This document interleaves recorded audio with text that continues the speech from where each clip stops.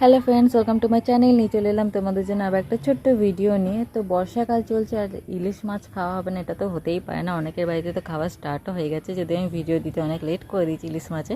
ফার্স্টে ইলিশ মাছটা ধোয়া কাটা সব কিছু কমপ্লিট, তার মধ্যে তো হয়ে গেলো হলুদ আর সর্ষের তেল।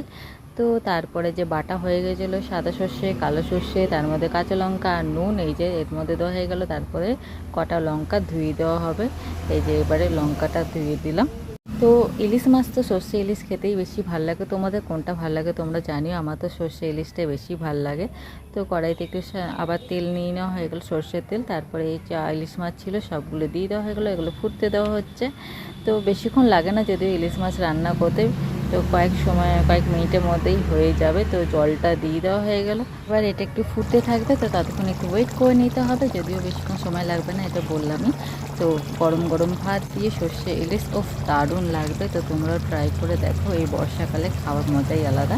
তো দেখা হচ্ছে নেক্সট ভিডিওতে। টাটা, তোমরা সব ভালো থেকো।